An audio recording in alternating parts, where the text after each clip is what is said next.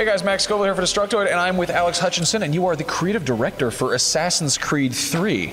Indeed. Now this is a big game. This is coming out of I know a lot of people are like, oh look, it's another year and there's another Assassin's Creed game coming out, but this is something else. Can you explain?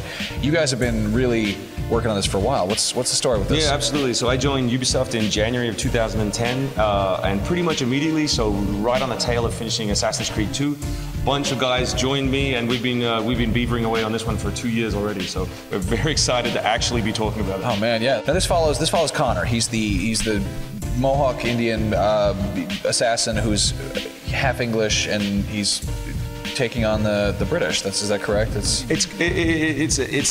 interesting how where people go when they jump to, you know, like, oh, the story, it must be The Patriot starring Mel Gibson, you know what I mean, all that sort of stuff. But no, I think the cool thing is it's still an Assassin's Creed story. So he's still hunting Templars. You know, the story of how he gets involved in the Assassins is sort of the story of the game. And I guarantee you, there are Templars on both sides of the aisle. So there are Patriot Templars and there are Red Coat Templars. This should be interesting. Now for the game, you've got the frontier. You've got this mass of wilderness that has people traversing it. This is traditionally, you know, you're jumping around in buildings, and the new stuff is trees. How are you doing that? You pretty much got to rebuild the whole system there. Yeah, we were fortunate enough, as I said before, to have a lot of time. So we decided, you know, we were gonna really spend it. So we've rebuilt the fight, we've rebuilt the climbing system. Both of them we feel are stronger than ever. And when we look at the history of the period, when we look at this area and this period of time, it's all about nature. You know, like really, you have weather, you have the wilderness. It's a new settlement. So we didn't think we could do justice to the story without actually embracing it. So we wanted Connor basically to be as nimble in trees, as comfortable in trees as Ezio and Altair were in buildings. You know, so that was sort of our core driving desire for the character. Yeah, you should have saw some earlier just the sort of the process you get, and you guys had you mocap people's climbing rocks, and I mean, actual rock climbing is in this. This is a thing.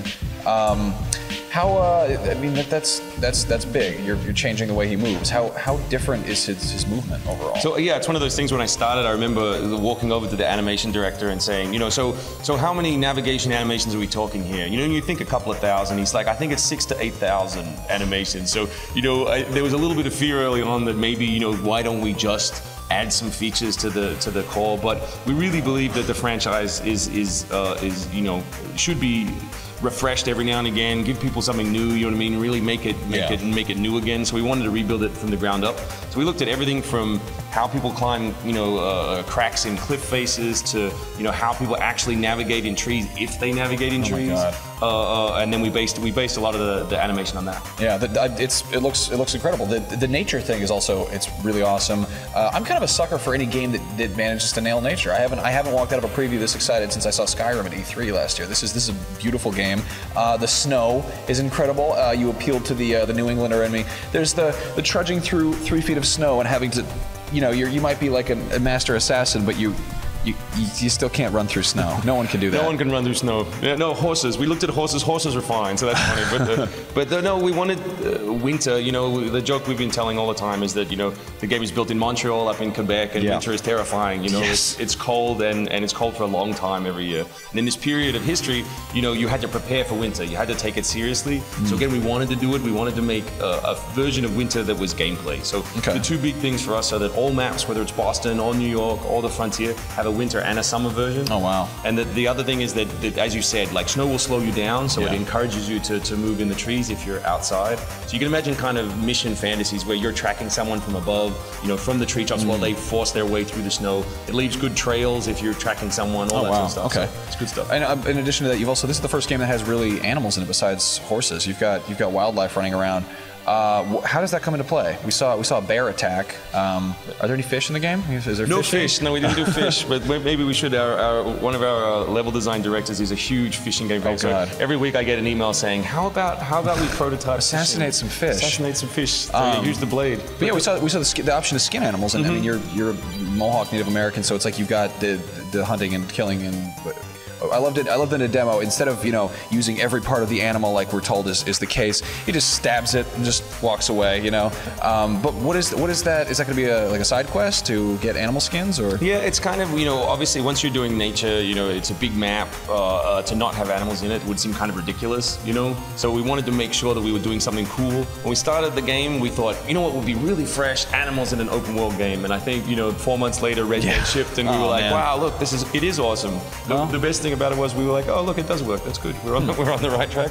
But we need to do something different. So in our game, there's all kinds of activities that are related to being an assassin, obviously. There are other activities that are related to being someone who lives in this time period.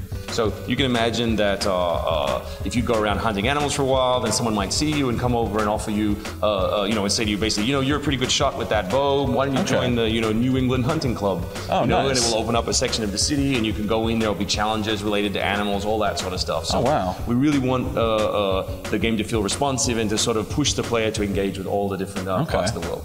Well, on a more game-related, less animal-related, I love talking about animals. They're cool. What about multiplayer? What's going on with that? Is it talking about that at all? Yeah. So there's been a team working on multiplayer as long as we've been working on single player. Obviously, it's been a big part of the franchise now since Brotherhood. So yeah, we're not giving details yet. We want to talk to you guys again at E3. I had a feeling. I figured you would have mentioned it if you were.